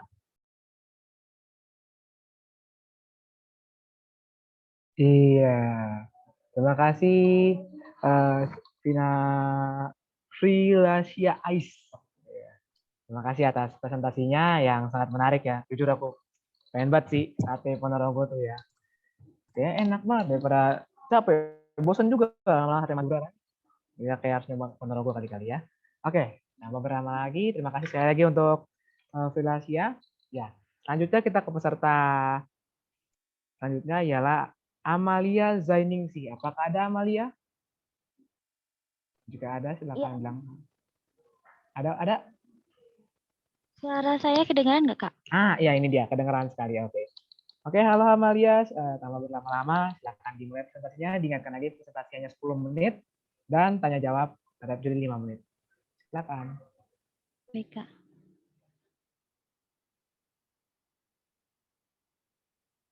Itu maaf ya Pak, Kak, pakai animasi. Nggak apa-apa. Lucu kok, lucu. Santai. Sebelumnya, Assalamualaikum warahmatullahi wabarakatuh. Perkenalkan saya Amalia Zainingsi dari Universitas 11 Maret Surakarta. Di sini saya ambil menu yaitu mendoan selimut crispy khas Banyumas.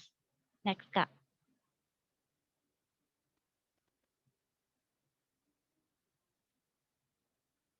Indonesia banyak sekali makanan yang tercipta di setiap daerah-daerah seluruhnya.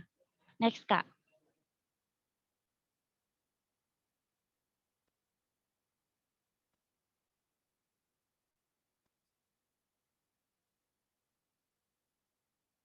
Khususnya yaitu, bukan Kak, sebelumnya.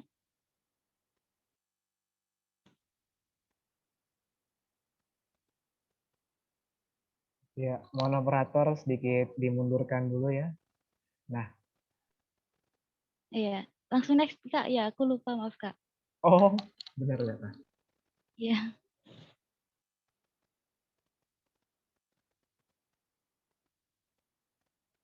Teruntuk untuk bahan tempe yang terbuat dari kacang kedelai, yaitu sangat tanamannya tuh bertumbuh subur di Asia, terutama di Indonesia. Next, Kak.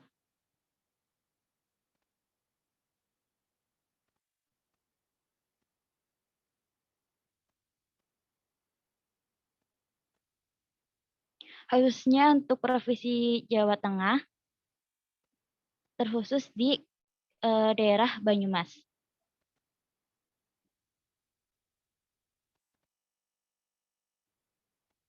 Next, Kak.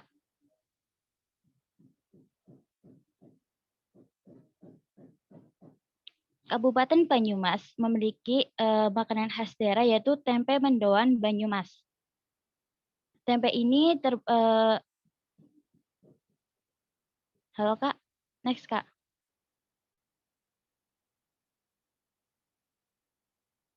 Ya. Pastinya kalian tahu kan tempe mendoan dengan tempe goreng itu hampir sama. Apa itu perbedaannya? Next Kak.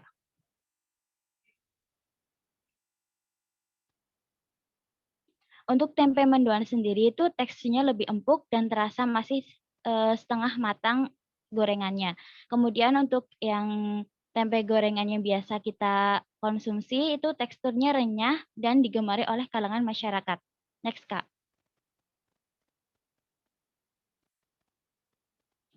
Untuk melestarikan makanan khas tradisional daerah Banyumas, di sini yang tekstur mendoan khas Banyumas itu yang empuk dan masih setengah matang, itu dimixkan dengan yang tempe gorengan biasa yang masih yang renyah disukai oleh kalangan masyarakat pastinya. Next, Kak.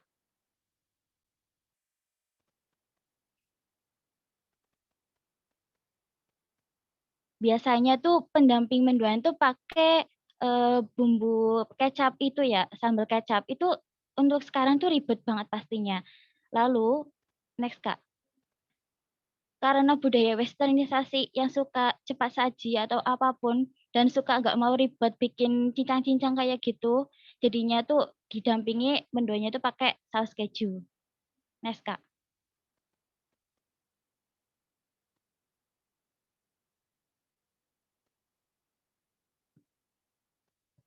Udah Kak, terima kasih. Terima kasih Amalia atas presentasi tentang tempe mendoan. Ini salah satu apa ya bisa dibilang gorengan yang aku suka gitu daripada gorengan yang lain gitu. Soalnya kan tempenya gede terus juga tiap kali makan tuh selalu anget. Tapi ini mohon maaf nih, aku lebih suka sebenarnya pakai kecap dibanding pakai keju. Karena yang pakai keju nih pertama kali aku dengar ya, westernisasi ya. Menarik juga. Ya, kayak rasanya udah asin makin asin sepertinya ya. Tidak kurang gitu, tapi nggak apa-apa lah, itu kan pilihan masing-masing lah ya. Ya, untuk para juri silakan bertanya kepada Amalia, Mas Aji, Mas Gali, atau Pak Rio. Ya, mungkin saya Mas dulu Gali ya. sepertinya yang bertanya. Oke, Mas. Silakan, Mas. Ya, selamat siang Mbak Amalia. Tadi ada yang dari Brebes, kemudian ada yang dari Banyumas. Dulu saya teringat ada drama radio namanya Curanmor. Pernah dengar Mbak Amalia? Benar, Pak. Ya, itu sangat mewarnai hari-hari kita ya, karena sangat lucu sekali. Oke, kembali ke tempe mendoan tadi, berbicara tentang perubahan. Tadi ada modifikasi kuliner di situ. Yang pertama menggunakan tepung biasa, kemudian yang ada perubahan menuju ke crispy. Mungkin kita bisa mengaitkannya dengan merebaknya ayam fast food seperti itu ya. Kemudian ini menjadi dimodifikasi ke tempe sehingga masyarakat umum bisa merasakan crispy yang berbeda dari sebuah gorengan. Nah, yang ingin saya tanyakan adalah apakah Mbak Amalia menemukan narasi perkembangan itu? Maksudnya kapan mulai merebak dari yang tempe mendoan biasa yang belum terlalu crispy ini tadi dari Banyumas, dari teksturnya kan lembut ya. Nah, kemudian ada yang crispy. Nah, itu merebaknya sejak kapan? Apakah Mbak Amalia mendapatkan informasi tersebut? Terima kasih Mbak Amalia. Baik Pak, saya izin untuk menjawab. Jadi kan karena khas mendoan itu kan mendo itu dari kata setengah matang gitu ya Pak. Karena daerah Banyumas itu kan dekat sama laut gitu, apalagi kayak Cilacap gitu. Kan juga Banyumasan. Jadi apalagi sekarang tuh pastinya suka yang renyah-renyah gitu, crispy. Untuk orang-orang suka daripada yang lembek-lembek kayak gitu, kayak gimana gitu pastinya. Nah itu sebenarnya itu masih lembek Pak mendoannya, cuma diselimuti pakai kayak crispy kayak di ayam itu loh Pak, kayak sarang crispy gitu. Jadi pas gigit tuh keras tapi dalamnya tetap empuk, tetap ada khas Banyumasnya gitu Pak. Kalau masalah untuk narasinya saya belum menemukan sih Pak, soalnya masih apa ya? Saya cuma menemukan ide sama kebiasaan keluarga saya kayak gitu Pak, pakai seperti itu. Ya, terima Kayak kasih. Gimana Mbak? ya buat unik aja, soalnya kalau misal mendoan yang kayak digoreng lama sampai keras itu rasanya beda kayak mendoan yang masih setengah matang gitu sih Pak. Oke, terima kasih Mbak Amalia.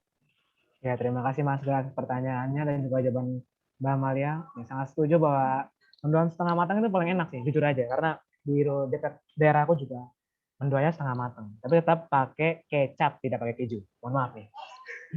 Oke. Selanjutnya ada dari Mas Aji atau Pak Rio yang ingin bertanya.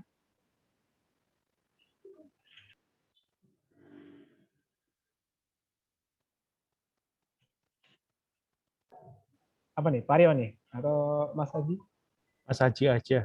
Oh, Mas Aji aja. Oke, Mas Aji dilempar oleh Pak Rio. Akan bertanya Mas Aji. Oke, saya ingin tanya soal perkembangan mendoan ini ya. Apakah selain yang Mbak Amalia foto tadi dengan saus keju dan selimut tepung crispy, apakah ada jenis-jenis yang lain yang juga merupakan perkembangan dari kuliner mendoan ini? Iya Pak, saya izin menjawab. Sebelumnya emang belum ada sih Pak.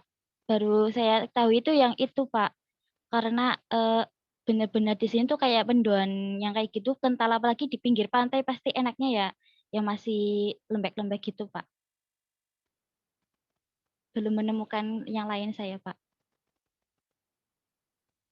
Oke, Mas Aji sudah puas sepertinya dengan jawaban Mbak Amalia ya Mas ya? Ya. Oke, terima kasih Mbak Amalia atas presentasi tentang tempe mendoan.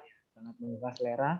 Walaupun tetap aneh memakai keju. Entah itu kejunya, tapi kalau buat tahu nih kejunya ini keju mozzarella, keju swiss, apa gimana gitu kejunya? Bukan mozzarella, yang saus keju biasa gitu sih. Oh, saus keju. Oh, menarik. Oke, terima kasih. Terima kasih sekali lagi untuk Mbak Amalia. Selanjutnya, tanpa berlama lagi kita ke presentasi selanjutnya, yaitu Mbak Rizka Amalia Putri. Apakah Anda ada? Ada Kak. Apakah suara saya terdengar? Terdengar, sangat terdengar. Ini sebenarnya saudaraan sama Mbak Amalia sebelumnya ya. Ya, silakan Mbak Rizka Amalia Putri memberikan presentasi. Diingatkan lagi presentasi hanya 10 menit dan tanya jawab antara dosen, antara juri dan peserta 5 menit. Silakan.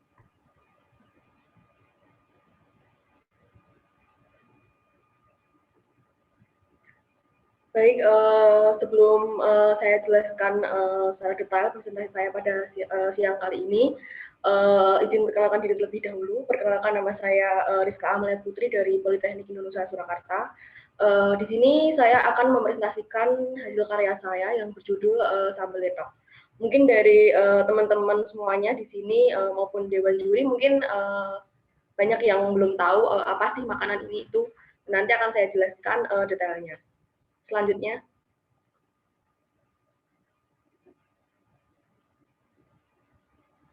Baik, di sini saya akan menjelaskan dari segi teknisnya terlebih dahulu sebelum saya jelaskan mungkin dari makanan ini itu apa, dari sejarahnya atau bagaimanapun. Nah, ini yang pertama untuk pemotretannya itu saya hanya menggunakan handphone. Nah, ini tipenya dan untuk di sini ini segitiga komposisinya ini, fotografinya ini saya menggunakan shutter speed-nya itu 1/30. Kemudian aperture-nya itu menggunakan f-stop 2,2 dengan ISO 100. Nah, ini saya buat handphone saya itu dengan settingan manual seperti itu. Kemudian focal length-nya itu 3 mm. Oke, selanjutnya. Nah, untuk selanjutnya adalah dari segi tekniknya. Dan bisa dilihat dari teman-teman semuanya, ini tekniknya itu saya menggunakan teknik flat lay. Itu kenapa saya jelaskan teknik flat lay itu apa sih? Teknik flat lay itu adalah angle kamera yang top down alias bird eye view, kamera berada pada tempat lurus di atas dari objek yang akan difoto. Nah, ini saya jelaskan kenapa saya menggunakan teknik flat lay ini, karena memang saya itu ingin memperlihatkan objeknya itu secara menyeluruh, secara datar seperti itu. Nah, kalau sambal letoknya itu tadi kan tidak memiliki lapisan seperti itulah. Ini sangat cocok dengan menggunakan teknik flat lay, di mana pengambilannya itu saya hanya tepat di atas dari objeknya itu. Jadi biar semuanya itu terlihat rata dari baik dari segi elemen pendukungnya maupun objek utamanya seperti itu. Selanjutnya. Baik, selanjutnya ini untuk lokasinya. Ini bisa dilihat teman-teman semuanya. Untuk lokasinya itu saya ambil di rumah saya sendiri, tepatnya di kamar ibu saya, karena di kamar ibu saya itu cahayanya itu cukup lumayan bagus. Jadi saya itu hanya mengandalkan sinar matahari saja. Nah, itu untuk lokasinya. Selanjutnya untuk propertinya, ini bisa dilihat ada bawang putih, bawang merah, cabai, serta bunga kering sebagai elemen pendukung agar terlihat menarik. Nah, ini kayak bawang putih, bawang merah, cabai itu hanya sebagai properti atau elemen pendukungnya saja. Ini memang tidak semua bumbunya saya masukkan di situ. Nah, ini sebagai hanya gambaran saja. Bumbunya itu seperti ini. Ada bawang putih, bawang merah, cabai, ini sebagai gambaran saja. Nah, untuk bunga keringnya itu hanya sebagai elemen tambahannya saja. Nah, selanjutnya itu ada garis alas yang tertata diagonal untuk menimbulkan kesan dinamis. Nah, untuk alasnya tadi itu kan ada garis-garisnya itu kan. Nah, garis diagonalnya itu kan. Nah, itu sebenarnya itu alasnya itu saya hanya menggunakan salon bekas teman-teman semuanya. Mohon Nah, maaf, itu kan Rizky, suara Risa, suara agak hilang. Gimana, Kak? Udah hilang, Bu. Ya, lanjut lagi. Sudah terdengar? Oh, terdengar, sekarang terdengar. Baik. Mohon maaf sebelumnya, teman-teman. Nah, selanjutnya untuk garis alasnya itu saya menggunakan salon bekas yang sudah saya jelaskan tadi. Itu kan ada garis diagonalnya itu kan. Nah, setelah saya padukan dengan objeknya, itu ternyata kok memberikan kesan yang dinamis. Terus saya pilih dengan itu. Nah, kemudian ada talenan kayu agar memberikan unsur tradisional. Nah, ini talenan kayu itu kan ada dua. Nah, untuk yang sebenarnya di bawah piringnya itu juga ada talenannya, tapi tidak saya jelaskan secara detail itu kenapa, karena memang hanya sebagai objeknya itu terlihat tinggi seperti itu, objek utamanya. Karena dari bawang putih, dari cabai itu kan hanya sebagai elemen pendukungnya saja seperti itu. Nah, keduanya itu sebenarnya untuk memberikan unsur tradisional dari fotonya. Kemudian kainnya itu hanya sebagai pemanis tambahan saja seperti itu. Selanjutnya.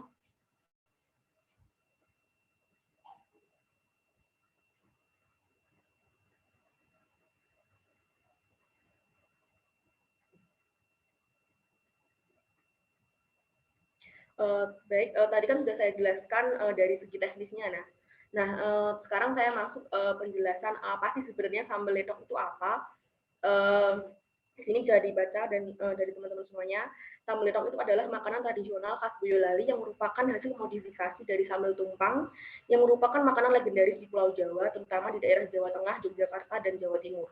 Jadi buat teman-teman semuanya, kalau sambal tumpang itu kan semuanya mungkin udah ada yang pernah dengar gitu kan. Tapi kalau sambal letok kan itu kan jarang. Nah, sebenarnya sambal letok itu adalah hasil modifikasi dari orang Boyolali dari sambal tumpangnya itu, teman-teman. Nah, selanjutnya ini yang kedua, yang membedakan sambal letok berbeda dari sambal tumpang biasanya adalah dari segi pengolahan, di mana sambal letok itu tidak memiliki proses penumisan bumbu atau tanpa minyak. Seperti itu. Jadi kalau sambal tumpang itu kan proses penumisannya dari bumbu-bumbunya bisa lihat dari foto itu melalui proses penumisan terlebih dahulu. Tapi kalau si sambal letok itu dari diulek langsung terus langsung dimasukkan ke air seperti itu. Jadi tanpa melalui proses penumisan terlebih dahulu. Itu yang membedakan. Nah, untuk bahan dasarnya itu sendiri ada bawang putih, bawang merah, cabai, kencur, lengkuas, daun salam, daun jeruk, santan kelapa, gula Jawa, dan bahan utamanya itu adalah tempe busuknya itu sendiri. Oke, selanjutnya.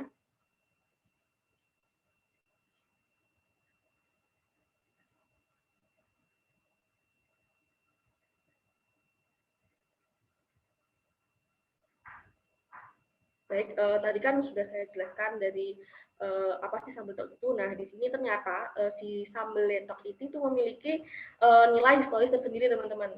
Jadi ternyata si sambal letok atau sambal tumpang ini tuh merupakan makanan khas yang sudah ada sejak zaman Kerajaan Nusantara seperti itu. Dan ini menurut sejarawan kuliner Jawa yang merupakan dosen Fakultas Universitas Kanata Dharma Yogyakarta, yaitu Bapak Sri Priatmoko, menerangkan sejarah sambal tumpang ini merupakan salah satu penganan khas Indonesia, bahkan tertuang dalam Serat Centini 1800-1823 seperti yang dilansir dari kompas.com. Jadi memang makanan ini tuh sudah ada sejak dulu, teman-teman. Jadi bahkan terbukti dalam sebuah serat, dalam serat sastra seperti itu. Nah, selanjutnya ini sambal letok itu menjadi bukti kreativitas masyarakat dalam mengolah makanan yang disesuaikan dengan bahan yang tersedia di sekitar mereka. Nah, kalau sambal tempe busuk, itu kan bahan utamanya kan tempe busuk. Tidak semua orang kan tahu tempe busuk itu bisa dimanfaatkan. Nah, sama orang Jawa, mereka bisa memanfaatkannya menjadi sebuah bahan makanan dan menjadi makanan yang enak seperti itu. Terima kasih presentasi dari saya. Mohon maaf apabila banyak kekurangan. Saya mohon maaf, mungkin ada pertanyaan dan sanggahan dari Dewan Juri. Ya.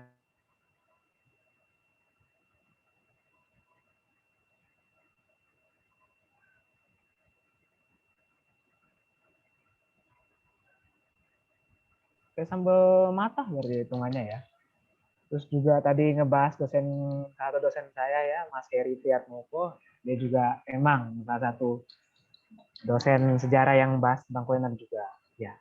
Untuk para juri ada yang ingin tanyakan untuk Rizka? Ya, sepertinya Pak Rio lagi asik makan ya, Pak. Enak, Pak. Aduh, saya juga lapar nih, Pak. Ya, Mas Gali, Mas Aji, atau Pak Rio ingin bertanya? Baik, usul.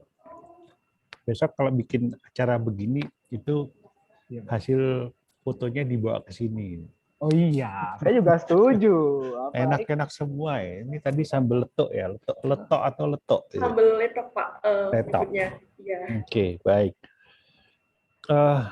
Mbak Rizka. Ya, Rizka ya? Iya. Baik. Saya cuma selalu saja bertanya, kok ide sambal letok ini itu awalnya dari siapa? Jadi maksud saya yang pertama kali membuat ini, memperkenalkan ini ke orang-orang di Ampel, gitu kan? Ampel Boyolali itu perbatasan Salatiga ya? Iya. Oke, itu aja. Terima kasih. Baik, izin menjawab pertanyaan dari Bapak. Sebenarnya sambal tumpang atau sambal letok itu sudah menjadi makanan khas ya di Ampel, terutama itu kan ada salah satu warung yang cukup terkenal menurut saya, itu namanya itu di warung di daerah Belang, tepatnya itu Belang itu di salah satu di kecamatan di Geladang Sari. Itu sekarang itu jadi pemekaran di daerah Ampel. Nah, itu mulai berkembang, ada yang namanya di desa itu sudah berkembang makanan sambal letok ini. Jadi mereka itu banyak yang berjualan gitu setiap pagi, dan mereka itu dipadukan penyajiannya itu dipadukan dengan bubur seperti itu. Nah, selain itu di Ampel itu terkenal juga yang namanya ada sambal tumpang itu di Mbah Kromo seperti itu. Nah itu di sambal tumpang Mbah Kromo itu terkenal dengan sambal tumpangnya. Selain itu di daerah Daleman itu juga ada mereka itu dipadukan dengan congor seperti itu. Jadi di daerah Ampel itu memang sudah makanan itu sudah kayak makanan yang kuliner andalan lah istilahnya seperti itu. Jadi awalnya itu memang mungkin dari orang-orang zaman dulu ya, terus sama orang sekarang itu udah dimodifikasikan mungkin dengan congor tadi, dengan koyor, dengan dengan bubur, mohon maaf seperti itu. Itu pengetahuan saya, Pak.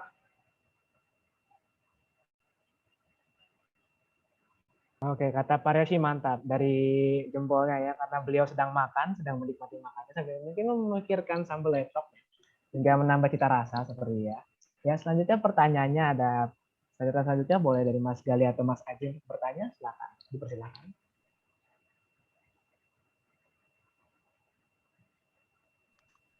Saya boleh ya? Boleh Mas.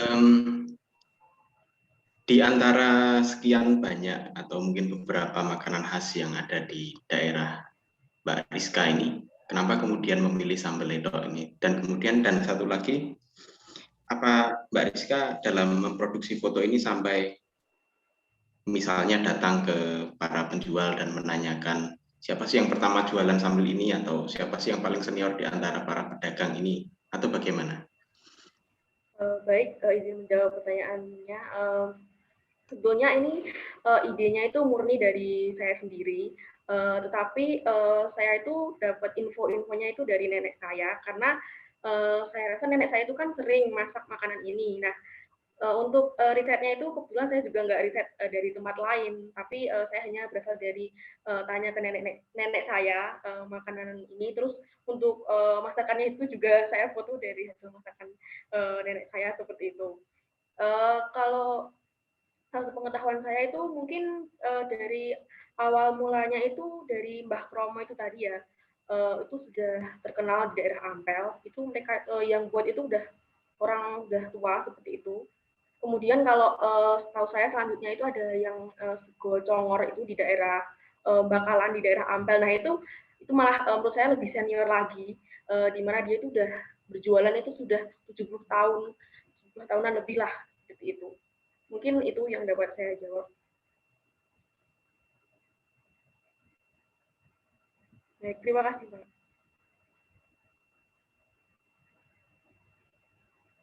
Ya, gimana Mas Haji? Udah dengan jawabannya Mas? Oke, puas.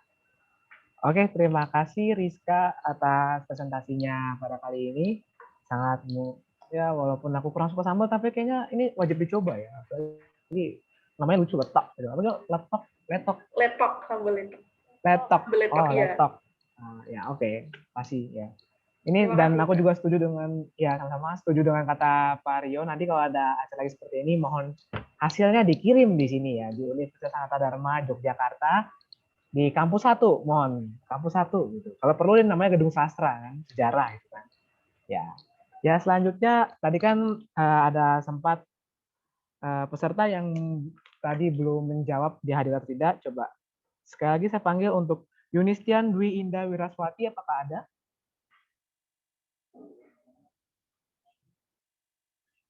Sepertinya tidak ada ya Yunistian nggak ada ya sebenarnya. Ya udah deh. Ya, terima kasih teman-teman peserta atas kesediaannya untuk presentasi pada kali ini. Ya, sekarang sudah selesai, jadi silakan tinggal tunggu hasil nanti jam 1 di main room. Jadi teman-teman boleh keluar dari breakout room dan nanti join lagi ke main room jam 1. Ya nggak apa kalau nggak mau join, kalau nggak mau menang ya nggak apa. Tapi kan saya kan kasih ini aja saran, mending join gitu kan. Ya, terima kasih teman-teman. Saya Arnold, selamat bertemu di main room. Terima kasih, Kak.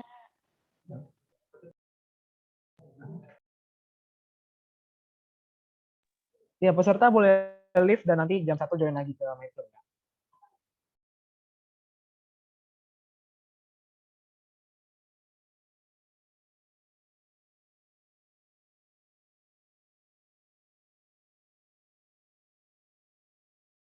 Tolong aku sendiri nggak Bang? Aku Oh, lift wipe. Ini gimana? How to lift this? How to lift this? Oh, ayo. Oh iya benar. Ya udah. Kita matiin aja ya.